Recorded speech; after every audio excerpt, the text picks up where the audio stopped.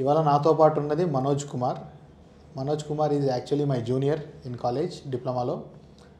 Now today he selected as AE in TSSPDCL. నిన్న జరిగిన ఎగ్జామ్లో మొన్న వచ్చిన రిజల్ట్స్లో he has secured 23rd rank, state wide rank in TSSPDCL AE. And certificate verification call కూడా ఇతనికి రావడం జరిగింది. So he is going to become AE అన్నట్టు TSSPDCLలో. So today I brought him in front of you to share his success secrets, his success journey. ఇంకా రాబోయేటువంటి ట్రాన్స్కోజెన్కో ఎగ్జామ్స్కి కానీ మీకు మోటివేషను అండ్ ఒక టాపర్ నుంచి ఒక ప్రిపరేషన్ టిప్స్ మీరు తెలుసుకోవాలని ఈ యొక్క చిన్న ప్రయత్నం చేస్తున్నాను. Let's welcome Manoj. Hi Manoj. Hi sir. So సారేం అవసరం లేదు, యూ కెన్ కాల్ మీ అన్న. సో బేసికలీ ఏంటంటే we both are from the same college, Ramanthapur. So Manoj, where is your background from, అంటే ఎక్కడి నుంచి, where did you born and brought up, నీ schooling అంతా ఎక్కడైంది? నేను మోస్ట్లీ ఫ్రమ్ హైదరాబాద్ అన్న. అది స్కూలింగ్ మొత్తం హైదరాబాద్లోనే జరిగింది, బోడుప్పల్లో. అది నేను డిప్లొమా చేసిన, సేమ్ మీకు జూనియర్ డిప్లొమాలోనే. డిప్లొమా ఫ్రమ్ రామంతపూర్ ఎలక్ట్రికల్ ఉంది. దాని తర్వాత డిప్లొమా నుంచి వెళ్ళి ఈసెట్ ద్వారా నేను JNTUHలో బీటెక్ చేసిన, ఎలక్ట్రికల్ ఇంజనీరింగ్. JNTUH బీటెక్లో మోస్ట్లీ నా ఇంజనీరింగ్ మొత్తం JNTUలో అయిపోయింది. దాని తర్వాత సో బీటెక్ ఎప్పుడు అయిపోయింది నీది? BTech 21 passed out. BTech 21 passed out.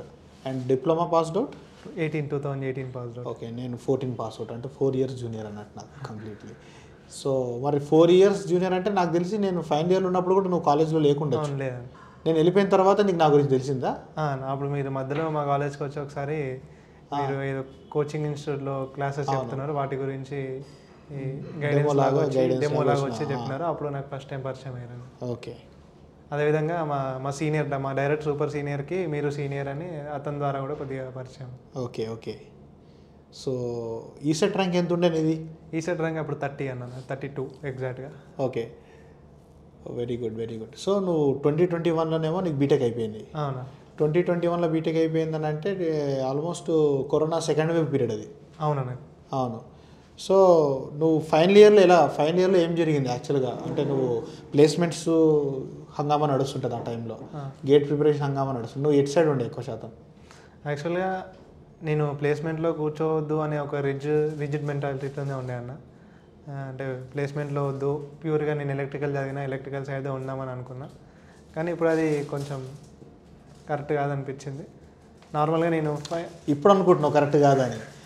ఆ పాయింట్ ఆఫ్ టైంలో నాకు ఎలక్ట్రికలే ముద్దు, ఎలక్ట్రికల్ రొమాంటిక్ మోడ్లో ఉన్నాను నువ్వు యాక్చువల్లీ. అప్పుడు కొంచెం ఎలక్ట్రికల్ పైన మరి. సో మరి అప్పుడు నువ్వు ఏం ప్రిపరేషన్ చేసినావు? మీ ఫ్రెండ్స్ అందరూ ప్లేస్మెంట్స్ కూర్చుంటుంటే అప్పుడు నేను ఫైనల్ ఇయర్లో గేట్ ప్రిపరేషన్ స్టార్ట్ చేసినాను నేను. ఓకే. అప్పుడు మాది కరోనా అయ్యేసరికి ఎక్కువ క్లాసెస్ ఏం లేకుండే, కాలేజే లేకుండే, ఇప్పుడు ఆన్లైన్లోనే ఉండే. అవును. మా ఫ్రెండ్స్ అందరూ ఆన్లైన్ కోచింగ్ తీసుకున్నారు. ఓకే. వాళ్ళ క్లాసెస్ ఇట్లా 3 times యూసర్లు ఉండే, అట్లా వాళ్ళని చూసి వాళ్ళందరూ ప్రిపరేషన్ షేరింగ్ ద్వారా తీసుకొని ఆన్లైన్ క్లాసెస్. లేదన్న, వాళ్ళని చూసి కొద్దిగా ఇన్స్పిరేషన్ కూడా, అంటే వాళ్ళందరూ క్లాసెస్కి వెళ్తుంటే ఒక్కనే ఇంట్లో ఉంటే వెళ్ళని నేను కూడా అప్పుడు యూట్యూబ్ ద్వారా నేను కూడా కొంచెం గేట్ ప్రిపరేషన్ స్టార్ట్ చేసినాను అది. సో కంప్లీట్ నువ్వు గేట్ కూడా ప్రిపేర్ అయినావు. Actually he is GATE topper also. So recently 2022 గేట్లో యూ టెల్ యువర్ ర్యాంక్ 60 అన్న, all India rank 60. And also Manoj got selected in, అసలు ఏ IIT అంటే IIT వస్తుంది ఇప్పుడు అతనికి. IISc బెంగళూరు కావచ్చు, IIT బాంబే కావచ్చు, you take any IIT he will be able to get seat in that. And also multiple PSUsలో కూడా అతనికి ఆల్రెడీ ఆఫర్స్ వచ్చినాయి, ఇంకా ఆఫర్స్ రాబోతున్నాయి. He has recently attended many interviews also. And parallelly ఇప్పుడు ఏఈగా కూడా సెలెక్ట్ అయ్యాడు. అండ్ అతనితో డిస్కస్ చేసే ప్రాసెస్లో కూడా ఈ 60th ర్యాంక్ అచీవ్ చేసిండు, ఇదంతా అచీవ్మెంట్స్ ఉన్నాయి కదా.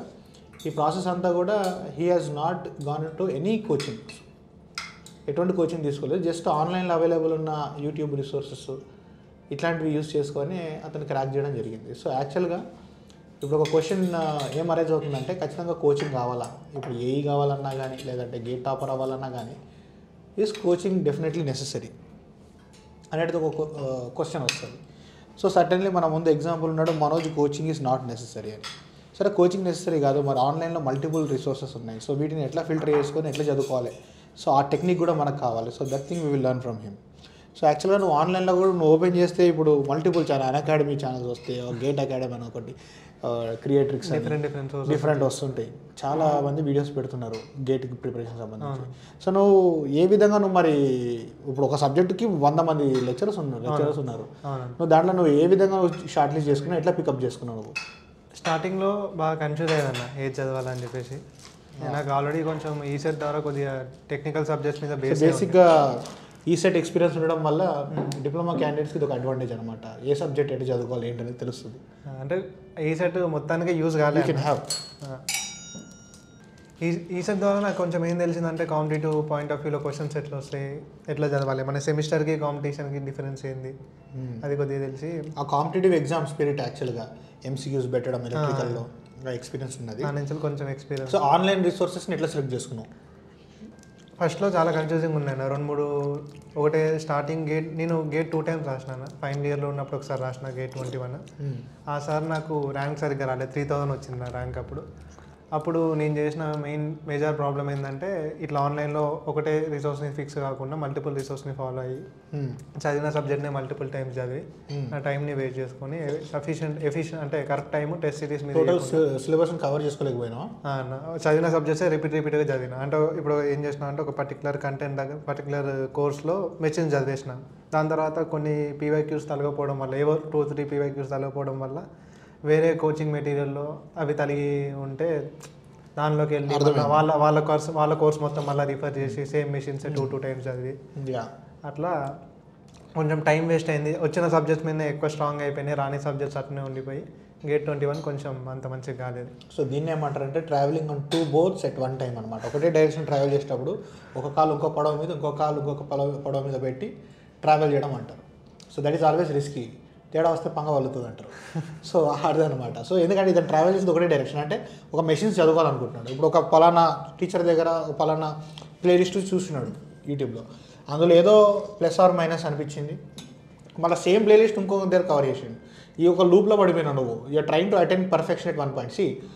ఎనీ కోచింగ్ కానీ, ఆన్లైన్ వీడియోస్ కానీ, ఆన్లైన్ కోర్సెస్ కానీ, దే విల్ గివ్ యూ ఒక certain basic guidelines. At the end గోల్కి రీచ్ కావాల్సింది నువ్వే. దట్ ఈస్ ఫ్యాక్ట్ అనమాట. నువ్వు ఎంత పెద్ద పేడ్ కోచింగ్ తీసుకున్నా సరే. సో అవైలబుల్ ఉన్న రిసోర్స్ని ఒక రౌండ్ ఒకటే దాన్ని పట్టుకొని దాని చుట్టూ నువ్వు డెవలప్ చేసుకోవాలి. కానీ ఇంకొక మళ్ళీ సోర్సెస్ని మల్టిపుల్ టైమ్స్ షఫుల్ చేస్తే నీకు టైం కూడా ఉండదు. కాంపిటేటివ్ ఎగ్జామ్స్లో ప్రిపరేషన్ స్టేజ్లో నువ్వు ఎంత టైం కన్సర్వ్ చేసుకుంటావు అనేది ఇంపార్టెంట్ అవుతుంది. సో 2022 గేట్ అయిపోయింది, మార్చిలో అయిపోయింది కదా. సో మేలో ఇమీడియట్గా 3 months తర్వాత 2 monthsలో నీకు ఏఈ నోటిఫికేషన్ వచ్చింది. అది వచ్చినప్పుడు నీ ఫీలింగ్ ఎట్లుండే? అంటే ఏఈ వచ్చినప్పుడు దాని మీద అంత స్టార్టింగ్లో అంత ఇంట్రెస్ట్ కూడా ఏం లేకుండా నోటిఫికేషన్ వచ్చినప్పుడు. ఎందుకంటే అప్పటికి నాకు ఈ పిఎస్యూస్ వస్తాయి నా ర్యాంక్కి అని చెప్పేసి సీనియర్స్ వాళ్ళు వీళ్ళు చెప్తుంటే, కోచింగ్ ఇన్స్టిట్యూట్ ఫ్యాకల్టీస్ కూడా చెప్తుంటే విన్నా. తర్వాత ఏంటంటే తర్వాత మళ్ళా పిఎస్యూస్ ఇంటర్వ్యూస్కి వెళ్ళినప్పుడు అక్కడ పిఎస్యూస్ ఆల్రెడీ పనిచేసిన సీనియర్స్ వాళ్ళ ఇంటరాక్షన్ వల్ల తెలిసింది ఏంటంటే మనకు లొకేషన్స్ పిఎస్వి ఇంటికి చాలా దూరంలో వస్తాయి, కొంచెం హోమ్ని మిస్ అవుతాము అని చెప్పేసి ఎస్పీడీసీఎల్ అయితే లోకల్లోనే ఉంటామని చెప్పేసి మా మమ్మీ కూడా ఇంటి దగ్గరనే ఉండు అని చెప్పేసి ఉండడం వల్ల నేను ఇక్కడే ఫిక్స్ అయ్యాను అనమాట. ఈ రాస్తే బాగుంటుంది, వస్తే ఇక్కడ ఉందామని అన్నా. నోటిఫికేషన్ వచ్చిన దగ్గర నుంచి ఎగ్జామ్కి దాదాపు ఒక 40-45 days టైం వచ్చింది యాక్చువల్గా. ఈ గ్యాప్ని నువ్వు ఎట్లా మెయింటైన్ చేసినావు? ఎందుకంటే నీది కొత్తగా నువ్వు ప్రిపరేషన్ చేసింది ఏం లేదు ఈ గ్యాప్లో. ఆల్రెడీ నీ బోర్డ్ అంత ప్రిపరేషన్, నువ్వు గేట్ ప్రిపరేషన్ అయినావు, నువ్వు గేట్ టాపర్ అయినావు, తర్వాత నువ్వు ఇంటర్వ్యూస్కి ప్రిపేర్ అయినావు, పిఎస్యూస్కి. ఈ gap gate exam to SPDCL notification వల్ల ఈ నోటిఫికేషన్ వచ్చింది, ఎగ్జామ్ డేట్ అనౌన్స్ అయింది July 17th అనేది చెప్పారు. ఈ గ్యాప్లో నీ నాలెడ్జ్ని ఎట్లా నువ్వు మెయింటైన్ చేసినావు? నాకు ఆల్రెడీ ప్రాక్టీస్ని ఎట్లా మెయింటైన్ చేసినావు? నాకు ఆల్రెడీ కంప్రెస్డ్ నోట్స్ ఉండే అన్న, అంటే గేట్ షార్ట్ నోట్స్ ఉండే రివైజ్ చేసుకోవడానికి. నేను షార్ట్ నోట్స్ అన్ని చాలా పకడ్బందీగా రాయనే ఉండే. ఆ షార్ట్ నోట్స్ రివైజ్ చేసుకున్నా మా ఫ్రెండ్స్. సో బేసిక్గా నీ షార్ట్ నోట్స్లో ఏమున్నాయి? షార్ట్ నోట్స్లో ఇంపార్టెంట్ ఫార్ములాస్, ఏమైనా కాన్సెప్ట్స్, నాకు మర్చిపోతున్నా అనిపించిన కాన్సెప్ట్స్. ఒకసారి నీ యొక్క షార్ట్ నోట్స్ కూడా శాంపుల్స్ కావాలి నాకు, పీడిఎఫ్ నేను షేర్ చేస్తాను స్టూడెంట్స్కి, so that they will get an idea ఒక టాపర్ ఎట్లా రాసుకుంటారు షార్ట్ నోట్స్ అనే విషయం తెలుస్తుంది మీకు. చాలా అంటే నేను థియరీ పాయింట్స్ ఎక్కువ రాయకపోతున్నాను, ఎందుకంటే గేట్లో అది ఆ షార్ట్ నోట్స్ అంటే కంప్లీట్గా గేట్ ఓరియంటెడ్గా రాసిన, దాంట్లో ఎక్కువ థియరీ క్వశ్చన్స్ రావు కాబట్టి థియరీ పాయింట్స్ రాయకుండా ఓన్లీ ఫార్ములాస్, ఇంపార్టెంట్ సమ్ ఏమని అనిపిస్తే ఏదైనా సమ్స్ కొంచెం బాగా రిపీటెడ్గా అనిపించినాయి, నాకు కొంచెం ప్రాబ్లం అనిపించిన ఏరియాస్వి రాస్తుండే. నేను ఎగ్జాంపుల్కి చెప్పాలంటే కంట్రోల్ సిస్టంలో రూట్ లోగోస్లో యాంగిల్ ఆఫ్ డిపాచర్వి కొంచెం ఫార్ములాస్ ఎప్పుడు కన్ఫ్యూజ్ అవుతూ ఉంటాయి. అట్లాంటివి రాసుకొని దాన్ని హైలైట్ చేయడం అట్లా పెట్టుకున్నాను. Okay.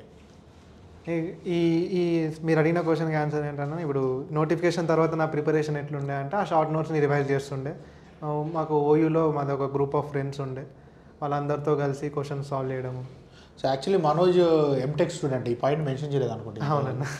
MTech in OU. So అంటే నువ్వు ఫస్ట్ టైం రాసిన గేట్ స్కోర్తో ఎంటెక్లో జాయిన్ అయినా? ఫస్ట్ టైం రాసిన గేట్ స్కోర్. ఎంటెక్ ఏంటిది స్పెషలైజేషన్? పవర్ సిస్టమ్స్ అన్న. ఓకే. సో ఈ ఇయర్ కంప్లీట్ అవుతుంది అనుకుంటా కదా? అది కంప్లీటెడా? యాక్చువల్గా D10 క్యాండిడేట్, నేను కాలేజ్కి సరిగ్గా వెళ్ళలేదు. యాక్చువల్గా కరెక్ట్గా అన్ని కరెక్ట్ జరిగితే ఈ ఇయర్ కంప్లీట్ అయిపోవాల్సింది. D10 క్యాండిడేట్ కదా. ఎందుకు D10 ఎందుకేను? నేను అటెండెన్స్ సఫిషియెంట్ లేకుండా?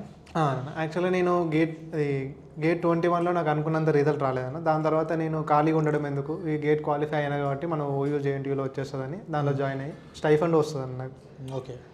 ఓయూలో జాయిన్ అయ్యి నేను లైబ్రరీలో కూర్చొని కొద్దిగా ప్రిపేర్ అవుతుండే. అట్లనే నాకు మా క్లాస్మేట్స్ కూడా, ఓయూలో క్లాస్మేట్స్ కూడా కొంచెం గేట్ టువర్డ్స్ ఓరియంటెడ్ ఉండేవాళ్ళు.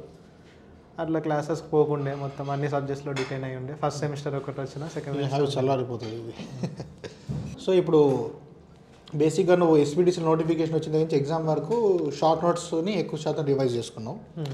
ప్యారలల్గా మరి మనం టెస్ట్ పేపర్లు కూడా పెట్టాలి ఎగ్జామ్స్. నువ్వు క్వశ్చన్స్ ఎట్లా ప్రాక్టీస్ చేయడం జరిగింది ఎక్కువ శాతం? క్వశ్చన్స్ నా దగ్గర గేట్ మెటీరియల్ ESE మెటీరియల్ ఉందన్న, ఆ క్వశ్చన్స్ ఎక్కువ ప్రాక్టీస్ చేసిన టైం ఉన్నప్పుడు. ఓకే. మళ్ళా అంతే అన్న, మ్యాక్సిమం గేట్ ESE క్వశ్చన్స్ ఎక్కువ ప్రాక్టీస్ చేసి. సో నీకు SPDCL ఈసారి వచ్చిన క్వశ్చన్స్ చూస్తే ఏమనిపించింది? అది చాలా పేపర్ అయితే చాలా ఈజీగా ఉందన్న. యాక్చువల్గా ఒక అసిస్టెంట్ ఇంజనీర్ ఎగ్జామ్ రావాల్సినంత. తర్వాత NPTCL రాసినావు నువ్వు? రాసినాను. రెండింటికి డిఫరెన్స్ ఏమనిపించింది? అది కొంచెం పర్లేదు అని, ఏఈ లెవెల్లో ఉంది, టైం కూడా కరెక్ట్గా మేనేజబుల్ ఉంది. ఓకే. ఏఈ ఎగ్జామ్ బాగుందన్న. NPTCL కరెక్ట్గా ఏఈ పేపర్ లాగా అనిపించింది. సో దాంట్లో నీ స్కోరింగ్ ఎంత ఉంది? దాంట్లో నా ర్యాంక్ 20 అన్న, 74 మార్క్స్. ఓకే. ఓకే, నువ్వు నాన్ లోకల్ కాబట్టి దాంట్లో లేకపోతే వచ్చేది దాంట్లో అయినా కానీ. ఓకే. సో ఇంకా కొన్ని సబ్జెక్ట్ స్పెసిఫిక్ ఉందాము. నువ్వు డిప్లొమా బ్యాక్గ్రౌండ్ కదా? అవును. సో డిప్లొమా బ్యాక్గ్రౌండ్ అంటే డిప్లొమా స్టూడెంట్స్కి జనరల్ మ్యాథమెటిక్స్ కానీ EMF, సిగ్నల్స్ ఇలాంటి సబ్జెక్ట్స్ కొంచెం డిఫికల్ట్ అనిపిస్తుంది. నువ్వు అంటే డిప్లొమా తర్వాత ఈ జర్నీలో నువ్వు ఎప్పుడైనా డిఫికల్టీ ఫేస్ చేసినావు మ్యాథమెటిక్స్, EMFతోని? అవునన్న, నాకు కూడా ఈ మ్యాథ్స్ EMF అనేది చాలా ప్రాబ్లమే ఉండే. నేను ఈ ప్రాబ్లం అంతా నేను ఈ ఏఈ అప్పుడు కాకుండా గేట్ అప్పుడే ముందే ఫేస్ చేసినాను. ఓకే. అప్పుడు ప్రాబ్లం ఉండే, నేను దానికోసం చాలా టైం స్పెండ్ చేసిన. ఓకే. గేట్ ప్రిపరేషన్ ఉండే కాబట్టి తర్వాత ఏఈ అప్పుడు నాకు మ్యాథ్స్ అంత పెద్ద ప్రాబ్లం కాలేండి. మ్యాథ్స్ గేట్ లెవెల్లోనే ఈ EMF, మ్యాథమెటిక్స్ అనే ప్రాబ్లమ్ని ఓవర్కమ్ చేసావు. సో అప్పుడు ఎలా ఓవర్కమ్ చేసినావు? టైం స్పెండ్ చేసినావు అన్నాను. ఏం టైం స్పెండ్ చేసినావు, ఎట్లా స్పెండ్ చేసినావు, ఏమేమి సోర్సెస్ యూజ్ చేసుకున్నావు? నాకు ఈసెట్ బ్యాక్గ్రౌండ్ తర్వాత మ్యాథ్స్ చాలా వీక్ ఉండేను. అసలు నాకు బేసిక్ గ్రాఫ్స్ గీయడానికి కూడా రాకపోతుండే, అప్పుడు చాలా ప్రాబ్లం అయ్యిండే.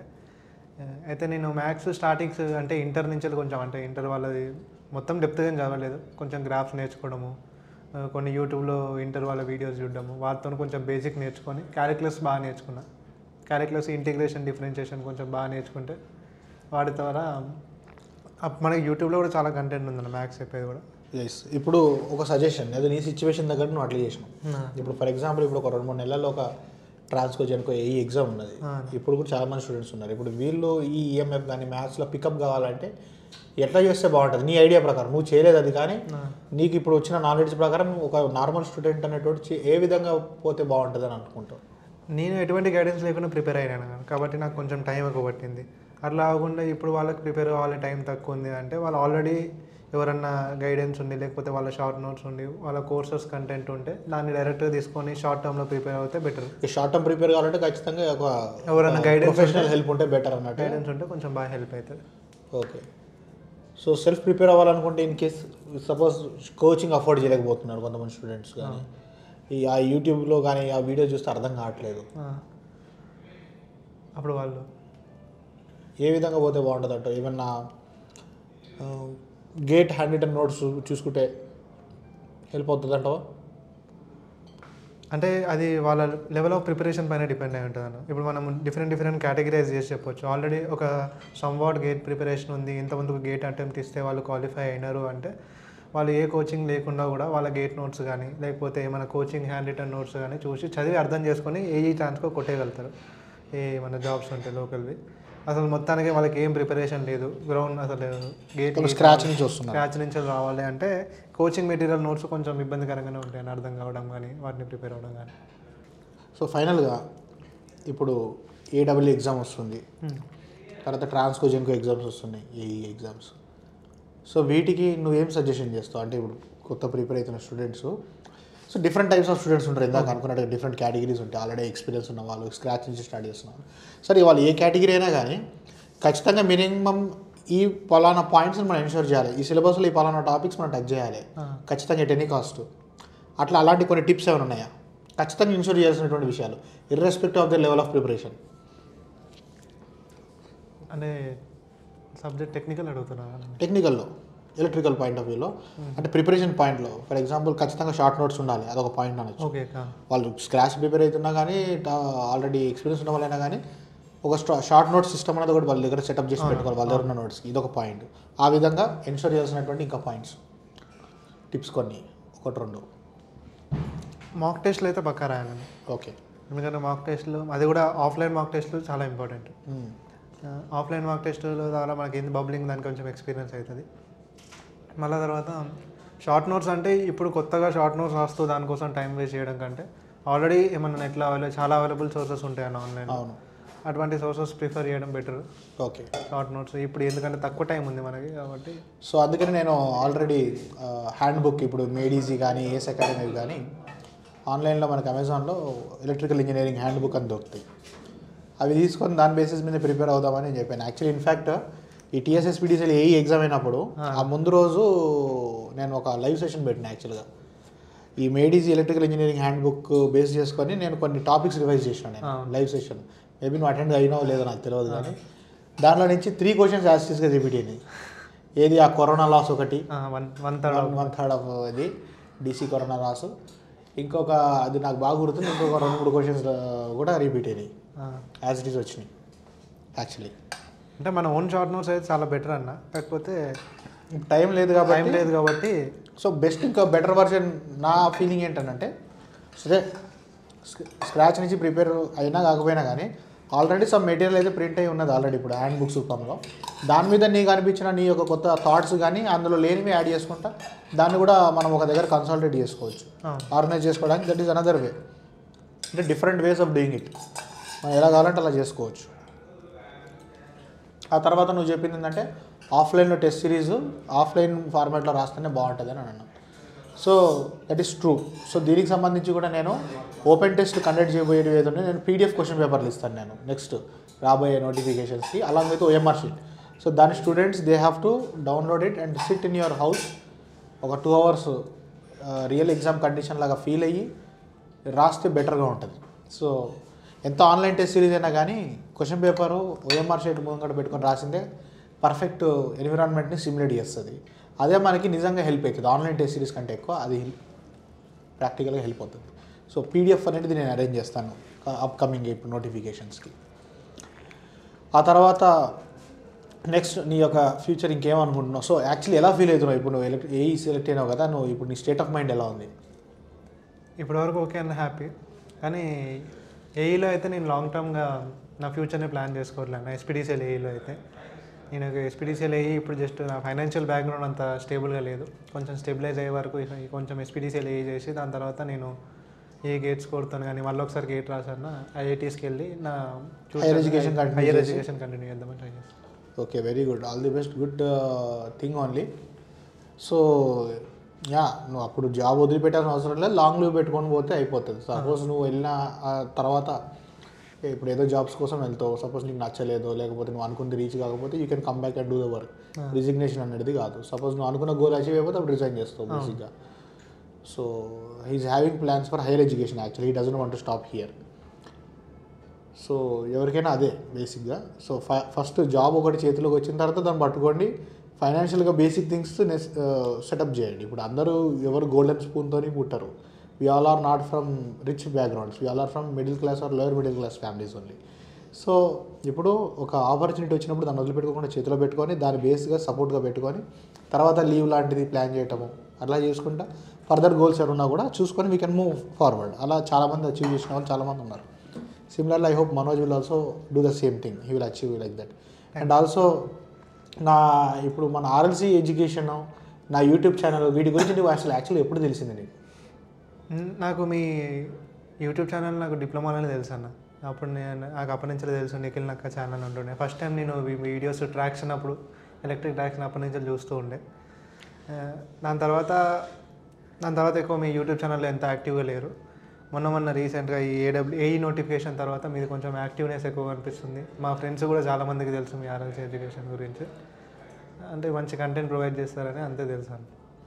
సో బేసిక్ ఏంటంటే ఇతను గేట్ ప్రిపేర్ అయ్యే టైంకి యాక్చువల్లీ ఏంటంటే he was preparing for GATE, state exams కాదు మనోజ్. సో మన ఛానల్ ఫోకస్ వచ్చేసి mainly state exams, AE, Transco, Genco, JLM, sub engineer ఇవి కాబట్టి. So basically he did not gone through much content of our channel. But later on అంటే నువ్వు విన్న review ప్రకారము what is your friends or your juniors are telling? మా friend ఒక ఆయన subscription తీసుకున్నాను ఈ సబ్ ఇంజనీర్కి. ఆ సబ్ ఇంజనీర్ కంటెంట్ అంటే సబ్ ఇంజనీర్ కంటే మంచిగానే ఉంది, సబ్ ఇంజనీర్ లెవెల్లో ఉంది అని చెప్పేసి చెప్పిండే బాగానే.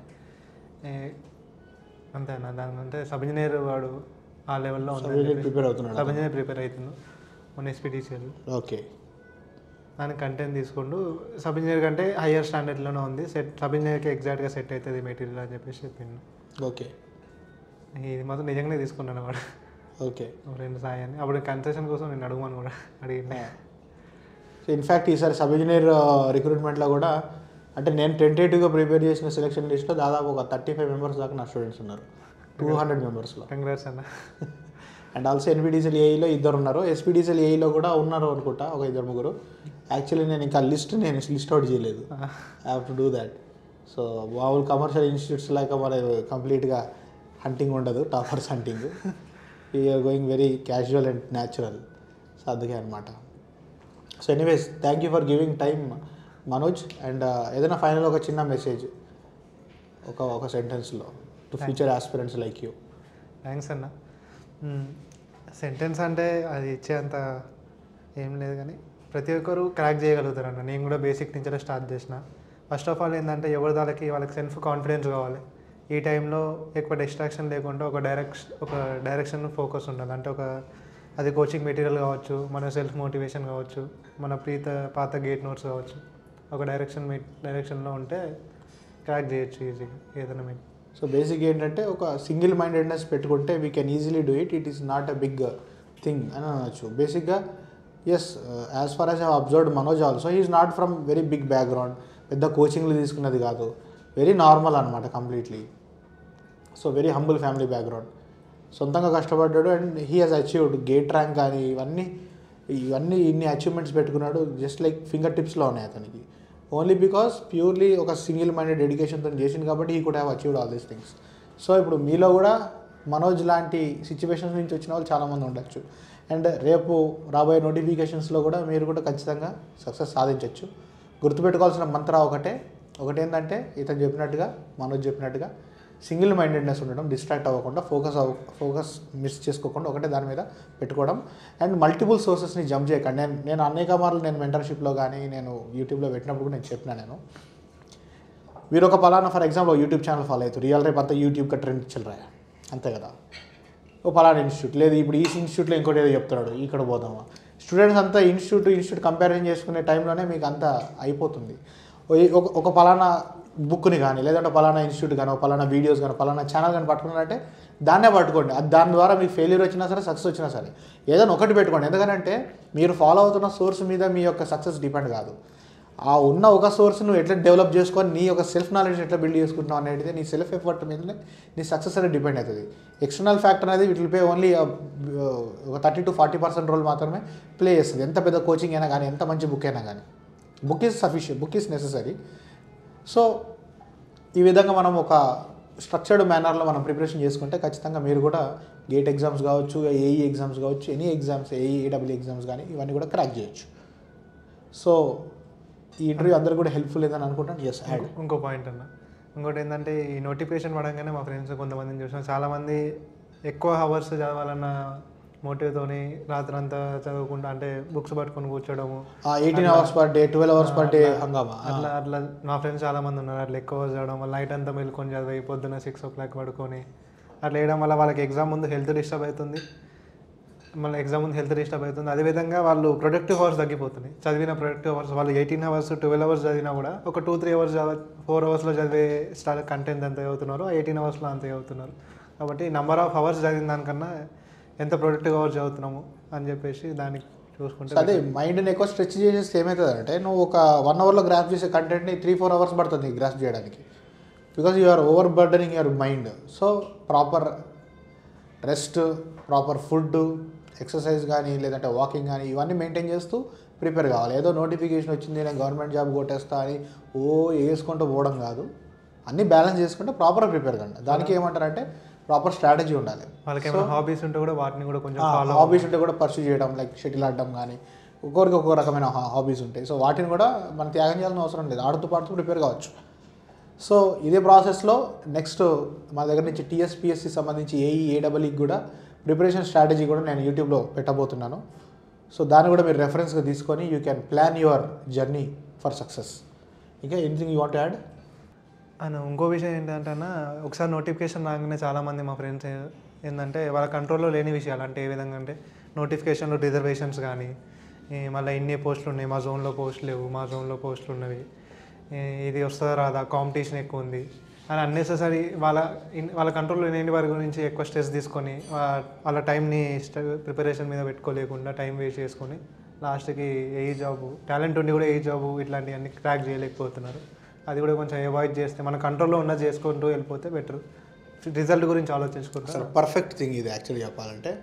అనేకమైన స్టూడెంట్స్కి నేను ఆన్సర్ ఇవ్వలేకపోయినా చెప్పలేకపోయినా ఇదే పాయింట్ నేను మెన్షన్ చేస్తున్నాను అనేక మార్లు.